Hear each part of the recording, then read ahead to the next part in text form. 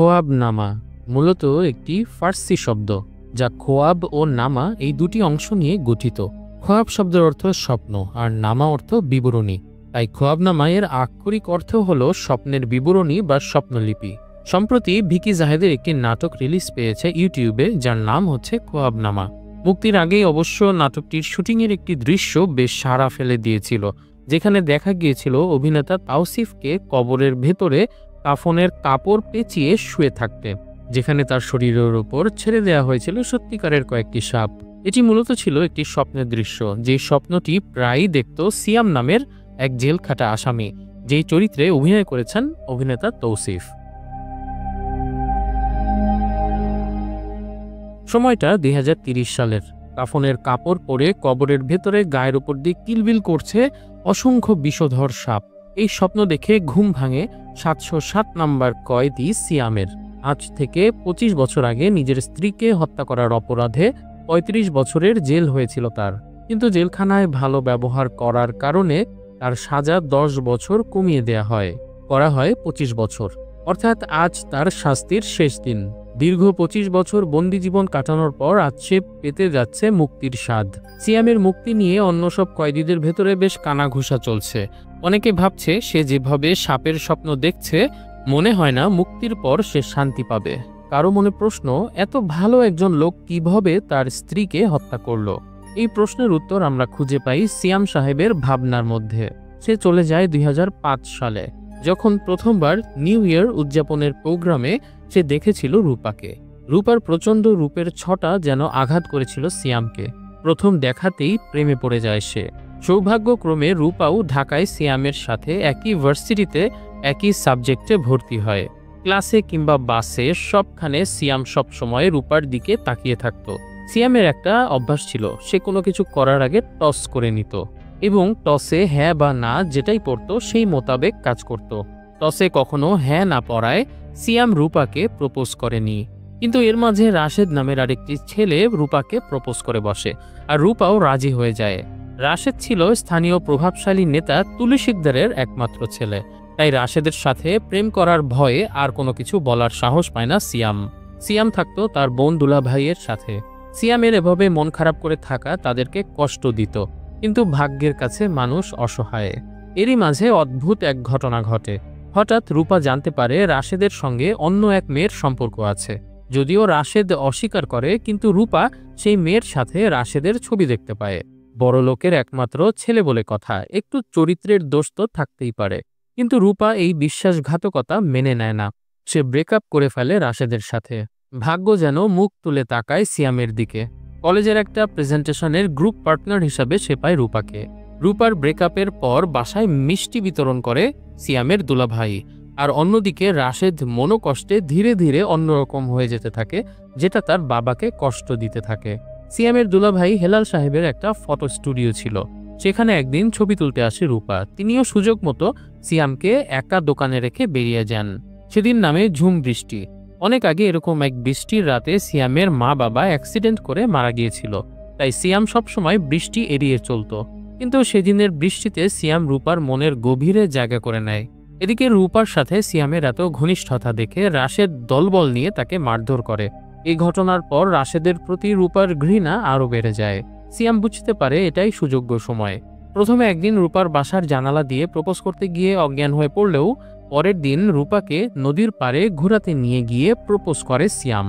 জীবনে কোনোদিন তাদের সম্পর্কে মিথ্যা এবং বিশ্বাসঘাতকতা আসবে না, এই শর্তে রূপা সিয়ামের প্রস্তাবে সাড়া দেয়। এই ঘটনা শুনে তুলু শিকদার প্ল্যান করে রূপাকে উঠিয়ে এনে নিজের ছেলের সাথে বিয়ে দেবে। কিন্তু রাশেদ সাফ জানিয়ে দেয় সে রূপাকে অনেক ভালোবাসে। তার ভালোবাসা সত্যি হলে রূপা তার কাছেই ফিরে আসবে একদিন। কিন্তু রূপা আর ফিরে আসে না। জুলাই মাসের ১৭ তারিখ সিয়ামকে সে ঘরোয়াভাবে বিয়ে করে ফেলে। বিয়ের পর তারা হানিমুনে চলে যায় কক্সবাজারে। হানিমুন থেকে বাসায় ফিরে তারা দেখতে পায় সিয়ামের বোন দুলাভাই এবং ভাতিজাকে কেউ গুলি করে মেরে রেখে গেছে। ঘটনার আকস্মিকতা কাটার আগেই রূপার বান্ধবী তাকে ফোন করে জানায় রূপার বিয়ের পরদিনই রাশেদ আত্মহত্যা করেছে। তাই তুলু শিকদার তাদেরকে মারার জন্য হন্য হয়ে খুঁজছে। তাদেরকে না পেয়ে সিয়ামের পরিবারের সদস্যদের মেরে ফেলে সে। আপাতত বান্ধবীদের সহায়তায় তারা ঢাকার বাইরে পালিয়ে যায়, কিন্তু তুলু শিকদারের লোকেরা সেই হোটেলের খোঁজও পেয়ে যায়। সেখান থেকে পালিয়ে এক পরিত্যক্ত বাড়িতে আশ্রয় নেয় তারা। সেখানে রূপা জানতে পারে তার মাকেও হত্যা করা হয়েছে। তুলু শিকদারের লোকদের হাত থেকে বাঁচতে অবশেষে তারা রূপার এক বান্ধবীর দুঃসম্পর্কের আত্মীয়ের বাসায় ওঠে। সেখানেই শুরু হয় অবশেষে তাদের সংসার। সেখানে থেকে তারা চেষ্টা করছিল কলকাতায় পালিয়ে যাবার, তাহলে তুলু শিকদারের হাত থেকে চিরকালের জন্য নিস্তার মিলত তাদের। এত কিছুর মধ্যে রূপা প্রেগনেন্ট হয়ে পড়ে। তাদের আনন্দ যেন সীমা ছাড়িয়ে যায়। কিন্তু এই খবর জানাতে গিয়ে রূপা তার বান্ধবীকে ফোন করলে তার বান্ধবী প্রীতি তাকে অন্যরকম একটা সংবাদ দেয়। তুলু শিকদারের লোকেরা সিয়ামের দুলাভাইয়ের দোকান ভাঙার সময় একটা ছবি পায়। সেখান থেকে তারা বুঝতে পারে আসলে রাশেদের সঙ্গে একটা মেয়ের ছবি যেটা রূপাকে পাঠানো হয়েছিল সেটা আসলে ছিল ফটোশপ করা একটা ছবি। মূলত সিয়াম রাশেদ আর রূপার সম্পর্ক নষ্ট করার জন্য নিজের দুলাভাইকে দিয়ে একটা ফেক ছবি বানিয়ে নিয়েছিল। তার দুলাভাইয়ের একটা ফটো স্টুডিও ছিল, আর 2005 সালের দিকে মানুষ ফটোশপ সম্পর্কে তেমন একটা পরিচিত ছিল না। তাই রূপা ধরে নিয়েছিল রাশেদ একটা ধোঁকাবাজ। কিন্তু সত্যি বলতে রাশেদ রূপাকে আসলেও অনেক ভালোবেসেছিল এবং অন্য কোনো মেয়ের সঙ্গে তার সম্পর্ক ছিল না। পুরোটাই ছিল সিয়ামের জালিয়াতি।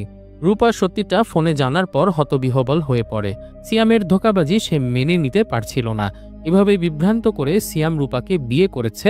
এই মিথ্যার জন্য তাদের পরিবারও ধ্বংস হয়ে গেছে। রূপার মা মারা গেছে, আর এখন রূপার পেটে সিয়ামের বাচ্চা। সিয়াম রূপার সুখের সংসার প্রতিটা দিন যেন আরো বেশি ঘৃণায় পর্যবসিত হতে থাকে। রূপা সিদ্ধান্ত নেয় তার পেটে কোনো প্রতারকের বাচ্চা রাখবে না। আসলে স্বামী স্ত্রীর জীবনে ভালোবাসার ঘৃণা একই মুদ্রার দুই পিঠের মতো। কখন কোন পিঠ দেখা যায় সেটার উপর কারো নিয়ন্ত্রণ থাকে না। কিন্তু রূপার মধ্যে সিয়ামের প্রতি তীব্র ঘৃণা ছাড়া আর কিছুই ছিল না। তীব্র ভালোবাসা যেমন মানুষকে পাগল বানিয়ে দেয়, ঠিক তেমনি তীব্র ঘৃণাও মানুষকে বানিয়ে দেয় অপ্রকৃতিস্থ। এমনকি একদিন রূপা আত্মহত্যার উপক্রম পর্যন্ত করে ফেলে। সিয়াম রূপার ঘৃণা আর নিতে পারছিল না। সে সিদ্ধান্ত নেয় এই পরিস্থিতি সে নিজেই শেষ করবে। রূপাকে সে এক নতুন পরিচয়ে নিরুদ্দেশ করে দেয়, আর আদালতে গিয়ে সে জানায় রূপাকে সে হত্যা করে লাশ ডিস্ট্রয় করে ফেলেছে। এর মাধ্যমে তার মিথ্যার জন্য শাস্তি পাওয়াও হবে। আবার তুলু শিকদার যখন জানতে পারবে রূপা মারা গেছে, তখন সে তাদের খোঁজা বন্ধ করে দেবে। তখন রূপা বিনা আতঙ্কে স্বাভাবিক জীবনযাপন করতে পারবে। তবে সিয়ামের রূপার কাছে শেষ অনুরোধ ছিল সে যেন তার পেটের বাচ্চাটাকে নষ্ট না করে। আর রূপা যদি কোনোদিন সিয়ামকে মাফ করতে পারে, তাহলে জেল থেকে বের হবার পর যেন সে সেই নদীর পাড়ে আসে যেখানে সিয়াম প্রথমবার রূপাকে বলেছিল ভালোবাসার কথা। পুলিশের কাছে আত্মসমর্পণ করার পর 35 বছরের জেল হয়ে যায় সিয়ামের। জেল থেকে বের হবার পর মনে অনেক আশা নিয়ে সে চলে যায় সেই নদীর পাড়ে। কল্পনায় এতদিন জেলের ভেতরে বসে সে বহুবার স্বপ্ন দেখেছে এই দিনের। ভেবেছে হয়তো সত্যি জেল থেকে বের হবার পর রূপা তার সন্তানকে নিয়ে এই নদীর পাড়ে আসবে তার সঙ্গে দেখা করতে, মাফ করে দেবে সিয়ামকে প্রতারণা করে ভালোবাসার জন্য। কিন্তু বাস্তবে তা হয় না। রূপা আসে না সেখানে আর। এমনকি সিয়াম জানেও না তার সন্তানকে পৃথিবীতে ভূমিষ্ঠ করেছিল কিনা রূপা। জীবনের সায়ান্নে এসে সিয়াম বুঝতে পারে না সে কি করবে।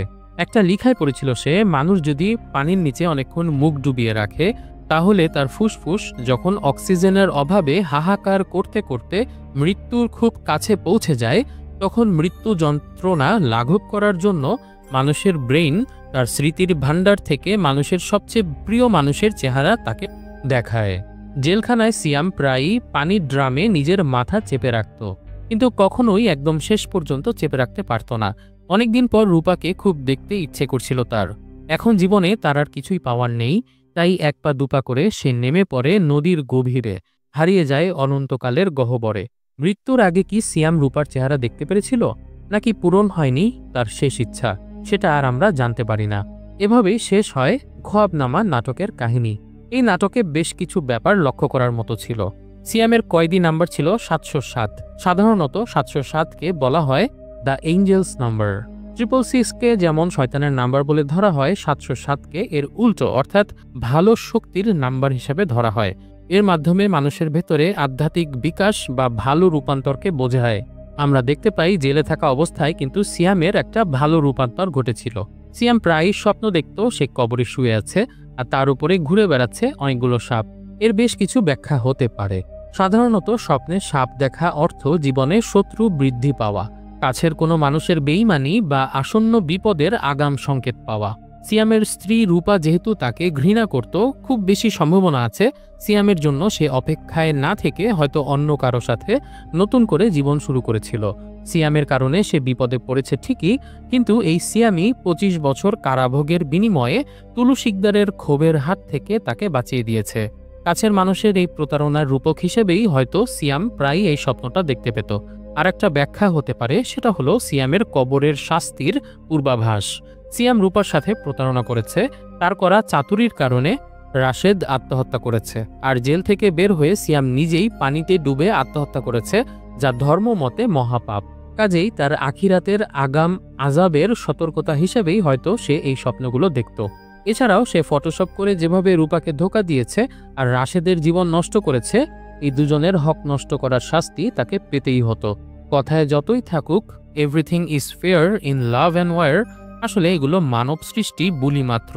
পৃথিবীতে ভালো উদ্দেশ্যেও যদি আপনি খারাপ কাজ করেন বা অন্য কারো হক নষ্ট করেন, সেটা গুনাহ হিসাবেই গণ্য হবে এবং এর শাস্তি আপনাকে পেতেই হবে। আর একটা প্রশ্ন থাকতে পারে, সেটা হলো সিয়াম চাইলেও তার দুলাভাই কেন ফটোশপে ছবিটা এডিট করে দিল? সে তো একজন বিবেকবোধ সম্পন্ন মানুষ ছিল।